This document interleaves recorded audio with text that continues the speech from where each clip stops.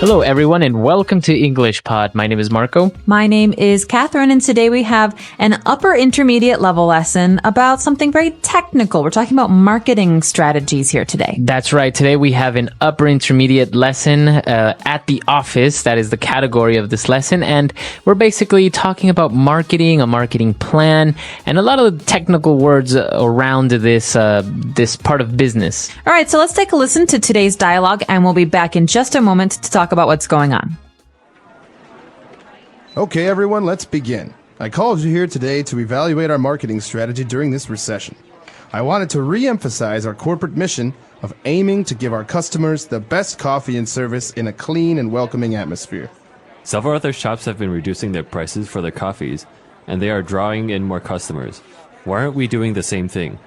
I know that recent sales have been slow, but we are not going to reduce our prices to the level of our competitors. We offer a superior product, and our focus is on long-term growth rather than short-term sales. If we lower our prices, we run the risk of devaluing our product. Customers don't care about coffee anymore. They only care about price. I disagree. Highly discerning customers know that our coffee is far better than the coffee you buy at the other places. Our coffee beans are artisan roasted, and we use state-of-the-art equipment to brew our coffees. When you compare the coffees side by side, our coffee wins the taste test every time. We have never sought to appeal to the mass market with cheap coffee drinks, and we will not do so now. That's true. We've certainly achieved top-of-mind awareness when it comes to the best-tasting brews, and it's important to distinguish ourselves from the competitors. I think the main question is, how can we show our appreciation to our customers? That's the main question I would like to discuss today. Money is tight for everyone these days, so even our most loyal customers may be reconsidering the money they pay for their morning coffee. Since the superiority of our coffee beans is one of our core competencies, why don't we sell the beans for people to brew coffee at home? That could definitely be a way we could expand our company.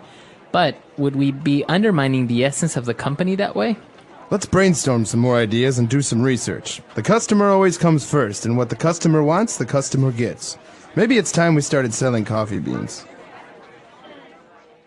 All right, we're back. So a very interesting dialogue. I think this is something very common that would go on in a meeting room when the marketing department is talking about prices and how do we increase sales, etc. So I think we had a lot of difficult words, or maybe words that we didn't really understand well. So let's take a look at some of those in language takeaway.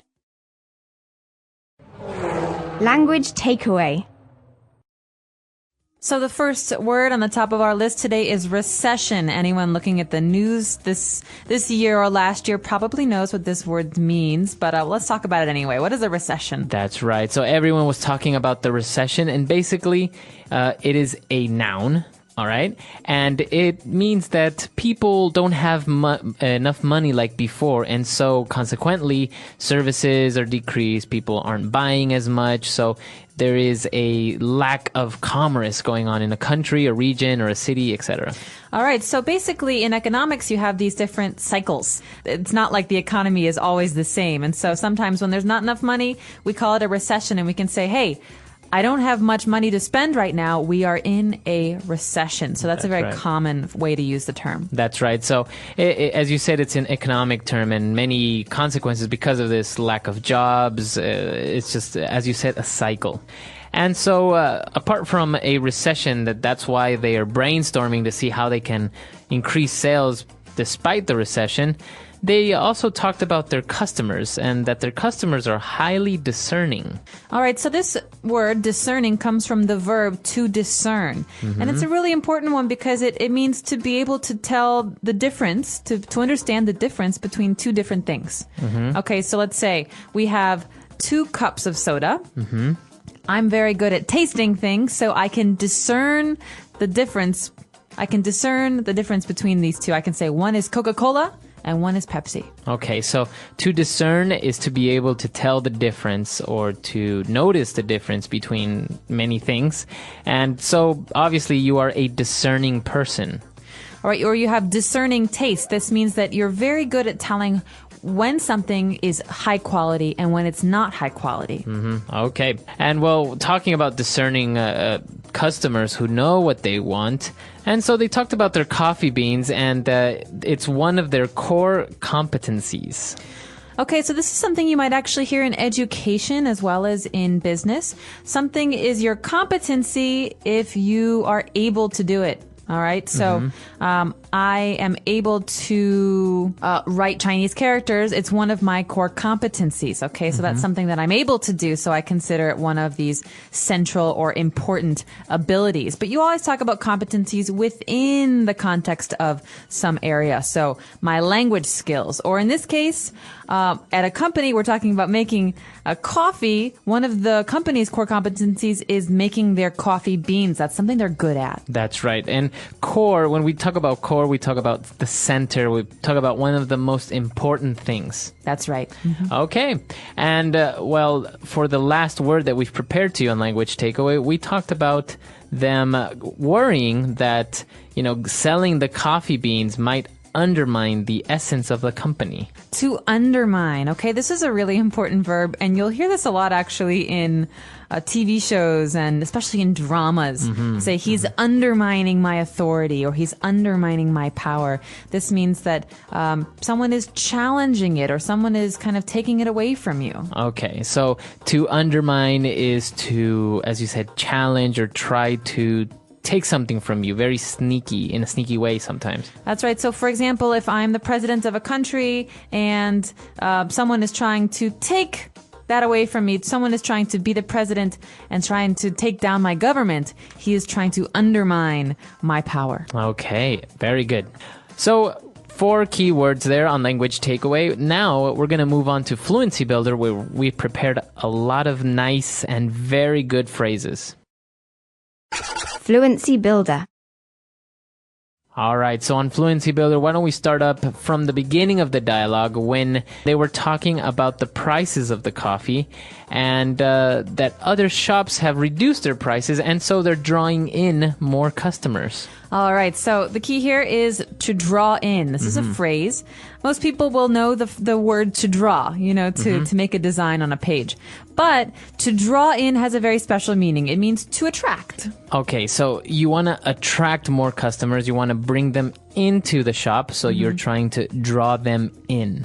So, Marco, what's a good example of of something that a company will do to try and draw in customers? For example, many of you maybe have seen in fast food restaurants when they have a promotion, like you buy one hamburger and you get another one for free.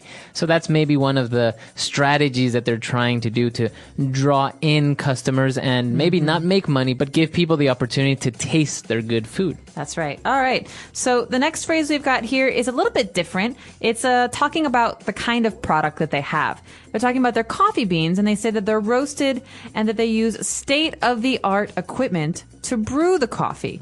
So this phrase, state-of-the-art, what does this mean? Okay, if something is state-of-the-art, okay, we're usually talking about a machine, and we're saying that it's the latest in technology. It's very, very new. It's highly advanced. It's a very technologically advanced machine. So, for example, the new iPhone 4 is a state-of-the-art cell phone. That means it's the very highest that technology has to offer. And obviously, something that is state-of-the-art is not state-of-the-art forever because technology changes, and so maybe next year there will be a new state-of-the-art telephone. That's right. So if you notice the spelling as well, we have little hyphens between each word, state-of-the-art, because we take it as a chunk all together, right? That's right. And following that, we have another phrase that is used to talk about products. They say when you compare the coffees we have side by side, our coffee wins against our competitors. So side by side. Okay, so the phrase there is side by side, and they're talking about comparing coffees side by side. So I think this is pretty literal. It's basically saying you put 2 coffee mugs or coffee cups together side by side, and you have people taste, and then you see which one they prefer. That's right. So you can say this when you're making comparisons. When I look at them side by side, I think I like the pink one more than the red one. So you are comparing. You are literally putting them next to each other to make a choice of which one is your preference. That's right. Okay, now moving on, we have a very interesting phrase when they were talking about the company and they've achieved top of mind awareness when it comes to best tasting brews. So this phrase, top of mind awareness, very closely related to marketing. What are we talking about here? Well, let's look at the individual words. We have top, which is on top, not on bottom. Mind, which is your head or your thinking.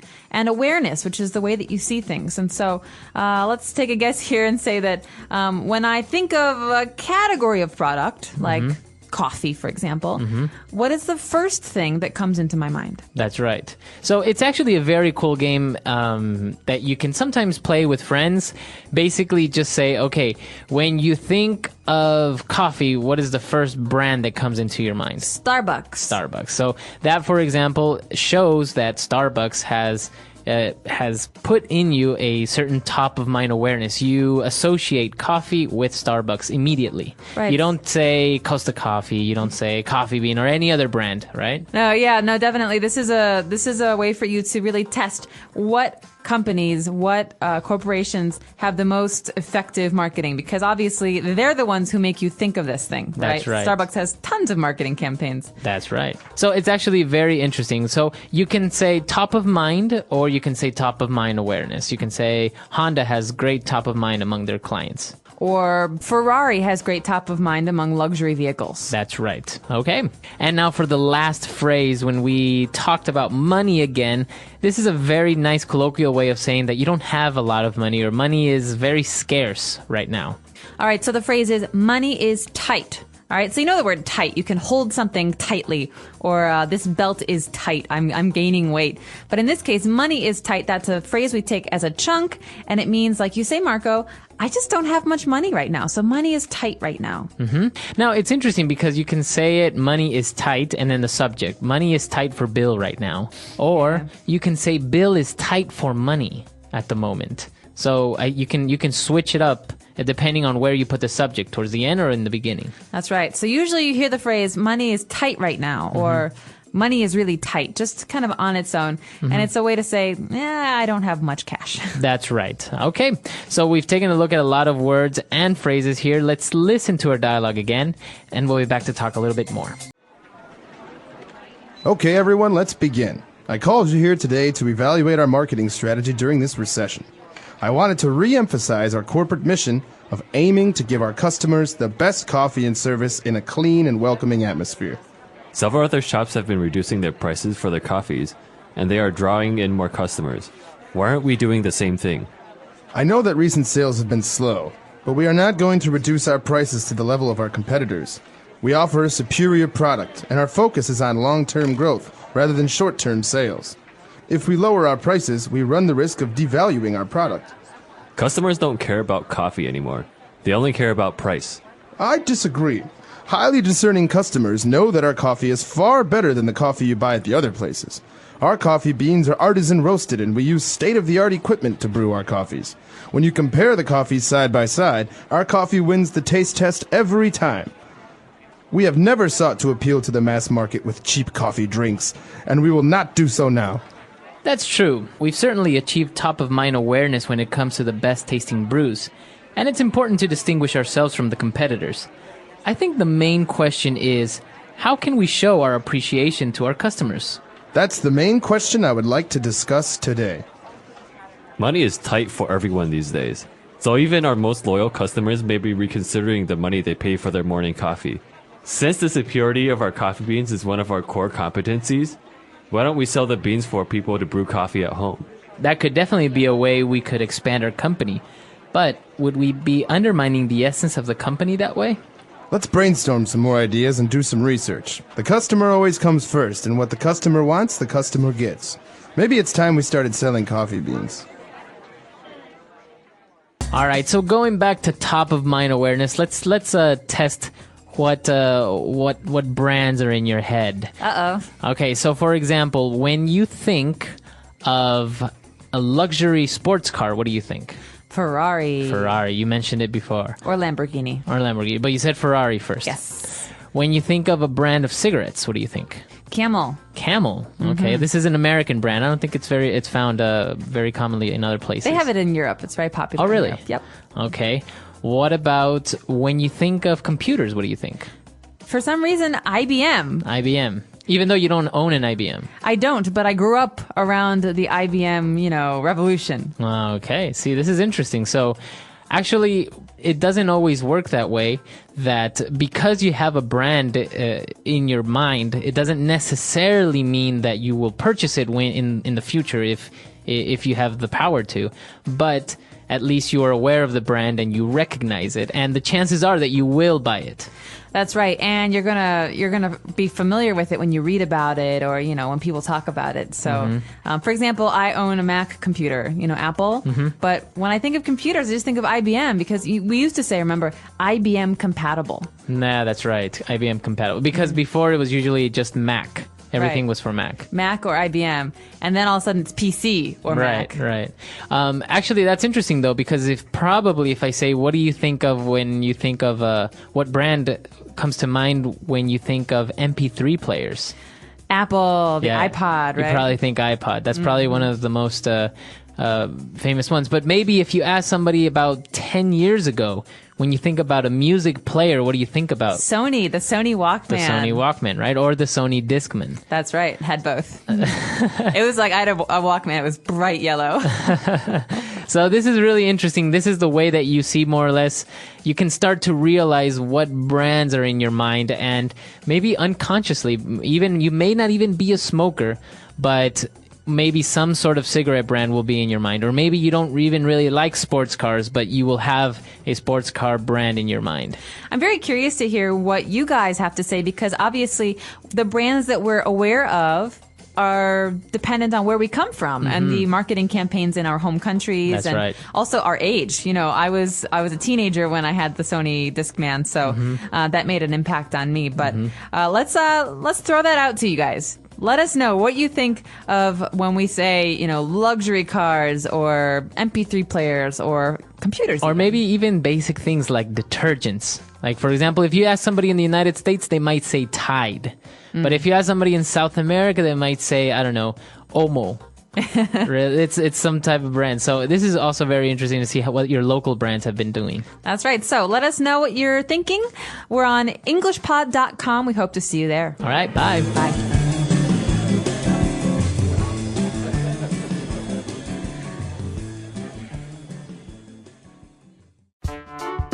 The English Pod Audio Review. Listen to the meaning, then say the vocabulary word. Reduce in value. Devalue. Showing insight and undertaking. Discerning. The latest and most advanced in technology. State of the art.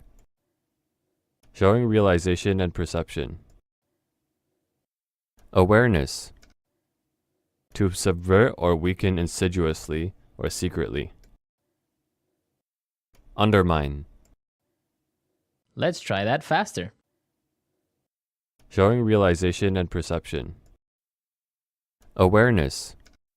Reduce in value. Devalue. The latest and most advanced in technology. State of the art. Showing insight and undertaking. Discerning. To subvert or weaken insidiously or secretly. Undermine. Now say the word and hear it in a sentence. Devalue.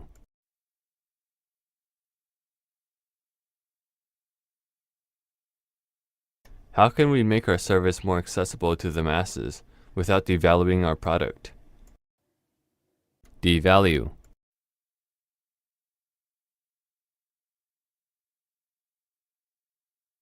With the devaluation of the dollar, traveling overseas is now much more expensive. Devalue.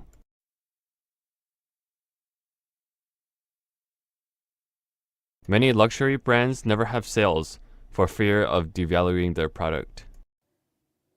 Discerning.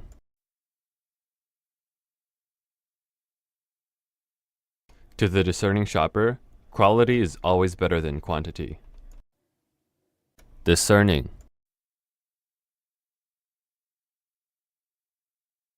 Sandra is known for her discerning taste in music and the arts. Discerning.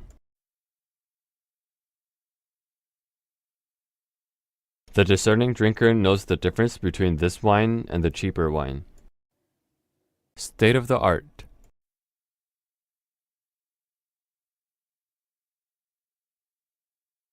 We installed new state-of-the-art machines in our factories to fulfill the recent surge in demand. State of the art.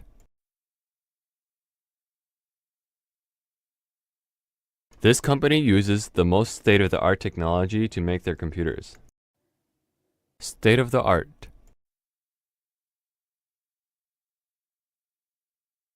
The doctors use the state-of-the-art technique to operate on her heart. Awareness.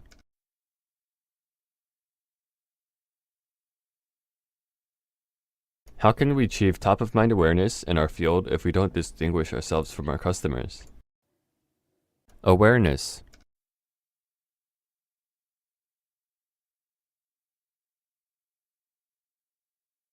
Through years of advertising and expansion, McDonald's has top-of-mind awareness when it comes to fast food chains. Awareness.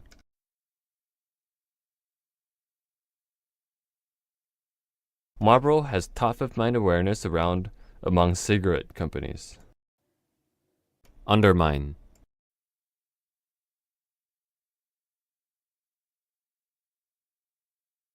He is a ruthless politician who likes to undermine his rivals in his advertising campaigns. Undermine.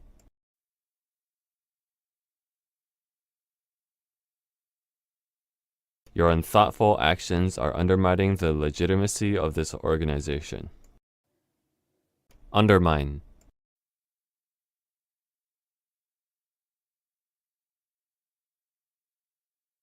Even if you don't want to work here anymore, there's no reason to undermine the company by bad-mouthing it to your peers.